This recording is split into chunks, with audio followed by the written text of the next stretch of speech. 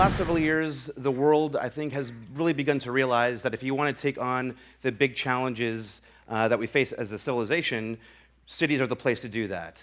Cities are the place where you can get leverage on these big problems and really bring them down to size. Problems like multi-generational poverty, crumbling infrastructure that no one really knows how to pay for, and increasingly climate change effects. These are all big challenges that cities are now seen as part of the potential range of solutions that we have to bring to bear on it, and local government has to figure out a way to deal with that. So one of the ideas that's been put forward in recent years, it's kind of a corporate idea to take cities to this next level, is the idea of smart cities. There is no good, best single definition of a smart city. It's really the application of technology, sensors, data analytics, to sort of vertical areas of concern in cities, like smart retail, those kinds of things. The question with a lot of those applications, with those ideas as far as using technology in cities, is what do you optimize for? Is it cost? Is it crime rate? So interestingly, my old boss, so this is Tom Menino, the former mayor of Boston, although he was considered famously to be a Luddite, I think he actually came up with a really interesting way to answer the question of what do you optimize for. Mayor Menino got his nickname, the Urban Mechanic, because of his really fanatical approach to creating a people-centered approach to government. And I think that's really the secret sauce here. And so he created a team to implement this idea, which is my team. It's called the Mayor's Office of New Urban Mechanics. And our job is very big. Our job is to invent the future of the city. The good news is, since we launched New Urban Mechanics back in 2010, this has really become a wave, a global trend of creating these public-oriented labs to drive innovation in cities. And what's different about this approach is that it's driven by a sense of experimentation. Rather than presuming that we know the answer before we do something, let's test it first. Let's see if it works in a kind of a scaled-down version, in a prototype version, and then scale it up once we have success, or shut it down if it doesn't work. And there we are, New Urban Mechanics. So the good news is my new boss, our new boss, Marty Walsh, our new mayor of Boston, has the same vision, the same idea that cities are great when they can do everything they can to make its people great. So we've been doing this work for a bunch of years now. We've learned a lot of things. We've learned what not to do. And I want to share some of these lessons with a few examples to give you a sense as to how they actually play out in the world. Briefly stated, number one, how you build is just as important as what you build. This is really an acknowledgement of the importance of process, especially as it relates to trying to develop new kinds of solutions, especially technological ones in communities. It's important how you are inclusive when you're rolling these things out. It's important how you consult the public with the kinds of solutions that you're building. So I'll talk a bit about that. Number two, build things that people actually want or need. So this may seem obvious to you, but having worked in government for a few years now, I can tell you that's not what we always do. We often end up building the things that we know how to build. And so the idea here is to let's rethink that. Let's actually focus on what you want and need and build that for you. Number three, using technology to build compassion. This might seem kind of counterintuitive, and obviously when we think of technology, usually we think about it making things faster, better, cheaper, more efficient, those kinds of things. And those are all good things, and we need more of that in the world.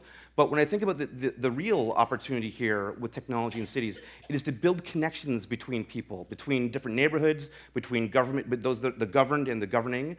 So compassion, I think, is a really important key here when we think about technology. And then lastly, it's important to be prepared to challenge people's instincts. So what this is really about is that if we're going to try to make the city better, we can't only appeal to people's rationality in how we think about where we should be tomorrow. We also need to be understanding and appealing to their emotional side. So we'll talk about that. So number one, how you build is just as important as what you build.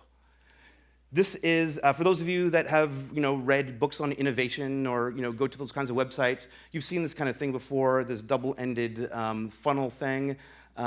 This is an innovation pipeline. Many of them out there, IDEO has one, but because this is ours, this is the best one.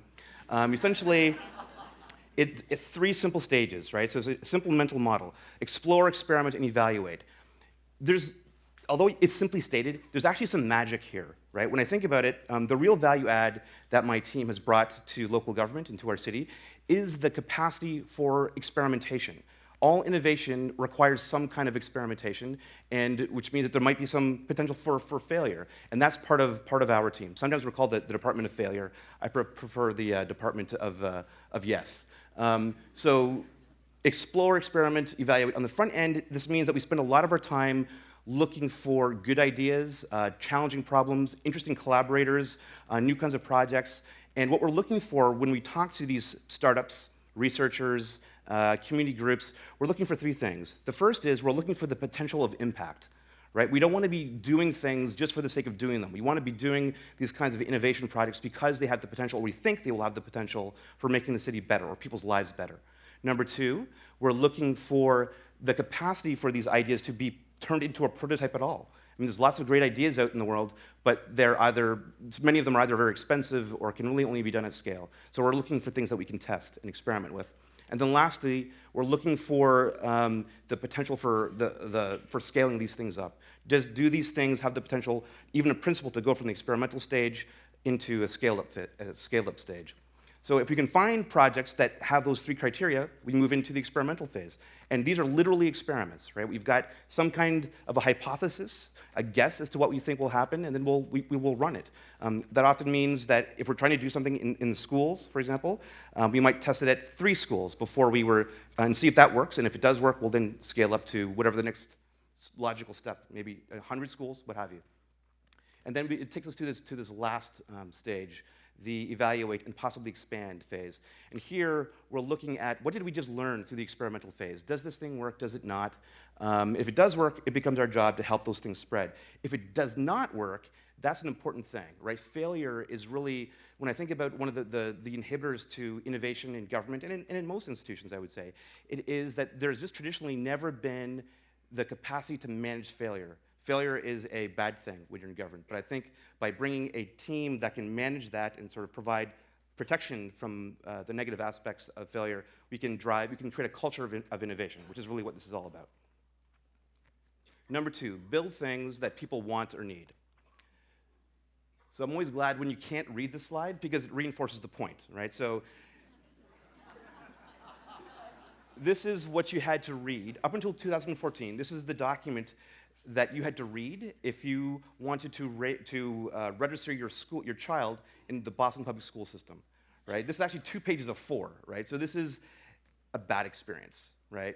This is a scary experience. And what we found in talking, as part of that explore phase, and talking to parents in the community, the challenge of having to read this often encouraged or disincentivized parents from going through the registration process, because this is the sort of thing you look at and you say, no, thank you, I'll do that next weekend, next weekend, and next weekend. And then for a lot of people, they actually didn't register their kids on time at all. The challenge with that, Boston is a very complicated school system. Basically, it sort of grew up as a system to deal with issues of inequality, which are still very much there in the city. And so you have to get your selected schools in on time. And what we found was that those parents that had three jobs, that were often sort of least educated, were those that were not registering their children for school on time. So this was an equity problem. So there was obviously something we could do about this. We changed the mental model, right? This is essentially this is a platform that we developed a few years ago. This is sort of like the hotels.com or the Expedia of schools. It allows you to explore different schooling options for your child, and then in hopefully a more elegant way. What's interesting to me about this, the approach that we took here, is that under the covers is this, right? The same system that supports this supports this. So in a lot of ways, this is just a skin-deep redesign.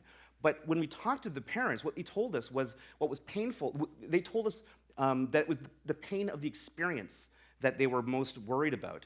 And so we realized, what if we just dealt with the experiential part of it and leave the sort of dealing with the heavyweight mechanics till later? And so that's what we did. We just changed the interface, and what we found after we released this in beta back in the day, we saw a big jump in how parents were able to register their kids for school. So this is an important consideration, that when you're going to try to work on changing systems, sometimes it's enough to just focus on the initial experience. Number 3, use technology to build compassion. So back in 2009, Boston was one of the first cities to create an app that allows you to automatically report things into City Hall.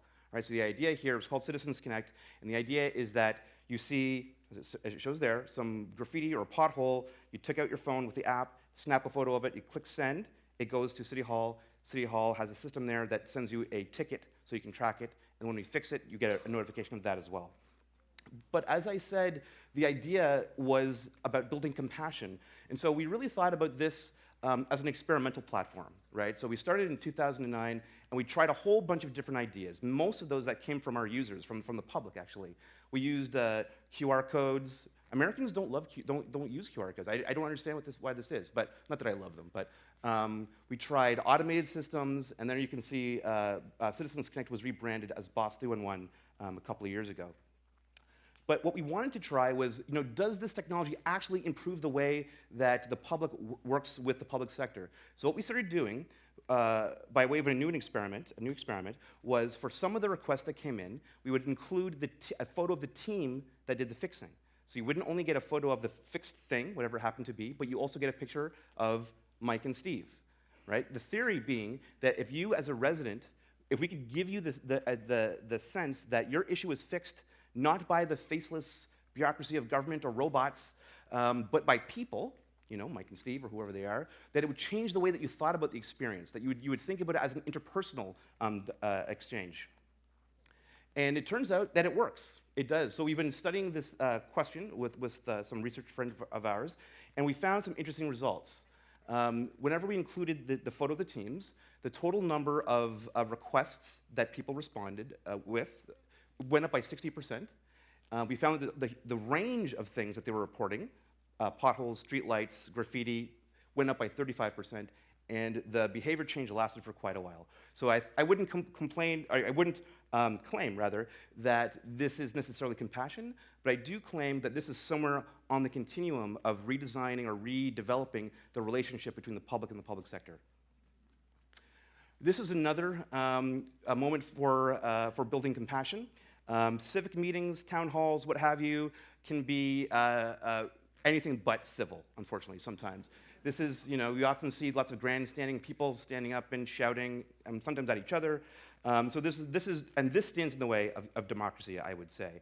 So we have to do something about this. And it's worth noting that this is 400-year-old technology, if not older, right? We can do better. So one of the things that we began to consider when you look at these public meetings, frequently the people that yell the loudest know the least about what they're talking about.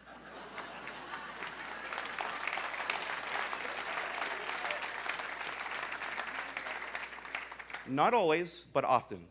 So we thought, what if, and part of that issue is that people, there's a lack of knowledge frequently that's there in the room, that people don't know what's going on.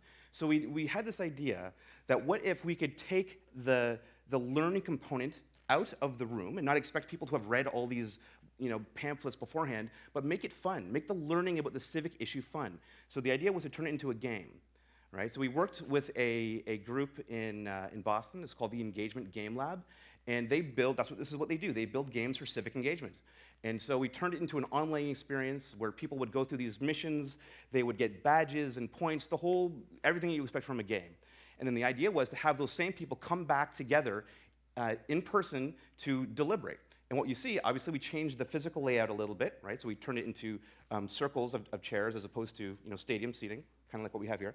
And what you see is a completely different kind of behavior, right? People were talking. There's no one standing up and gesticulating or what have you. It's civil behavior that we're seeing there. And what's interesting also is that not only in general, the civil behavior, but we see different groups of people being involved in the process. This is a 16-year-old talking to a table full of adults, and as you can see, they're listening, right? Because he knows what he's talking about. He's been through the game. He's making solid points. And so I think that's an important consideration when we're redesigning these moments of civil deliberation. The last one, be prepared to challenge people's instincts. In Boston, density is a bad word. It really is. Which means, so Boston is a fairly small city. So it's 49 square miles. It's bounded, for the most part, by other cities and towns and water. So, but at the same time, we're also growing, right? So we have around 630,000 people. In a few years, we'll have 700,000 people. We're not going to be able to grow out. We're not going to be able to annex anybody. And thanks to the Boston Brahmins, back in the Blue Bloods back in the day, you can't build above a certain height either. So we're not going out, we're not going to grow up. So the only way, the future of Boston is about density. It's about how do we use our space more intelligently. The challenge is your average person, your average resident in our neighborhoods equates density to a lower quality of life. They think of tenements, that kind of thing. So that stands in our way of the future of Boston in many ways. So we decided, what if we did something about that? So let's try to find a way to give people different sense as to what density can be. So this is what we did. We built a urban housing unit, and essentially it is a tiny home, right? So if you go online or watch TV, tiny homes, small houses, these are it's a trend, and to build things smaller. And so this is 345 square feet, and the idea was that we would take this tiny home as a demonstration, literally, to kind of change people's assumptions, their instincts about what density means. And we drove it around the city. So there we are in come rain or come shine, right? There's some snow. That wasn't fun. And we bring people into the space. As you can see, it's elegant. I think it looks pretty nice. I wouldn't mind living there. And as we were having people in, we were talking about what this means and the quality of life that they could have. I don't have numbers on this yet, but I would say that qualitatively, the discussion that we're able to have around density in many of our neighborhoods has completely changed, right? Because people are now using this experience as a reference point when they're having that dialogue, which has been critical. The last thing I want to talk about, I did start out the talk referring to smart cities. I will say I'm a skeptic in many ways, even though I'm often called the smart city guy. So what we started doing was compiling what we like least in these big companies that come to us in Boston to try to sell us their stuff. And so we've come up with, I think, some interesting and maybe even snarky pieces of feedback for them. I'll let you read those. I'm not going to read all of them for you. I really wanted to highlight number 2 there, solving real problems for real people. I think, referring back to the problems that I mentioned in the very beginning, I think that we'll only, as a society, as a species, we'll only be able to get at those things until we are actually solving real problems, and not theoretical problems that we can throw theoretical solutions at. I think we really need to kind of roll up our sleeves and really understand how changes in the built environment affects people's lives and focus on those things first. Thanks very much.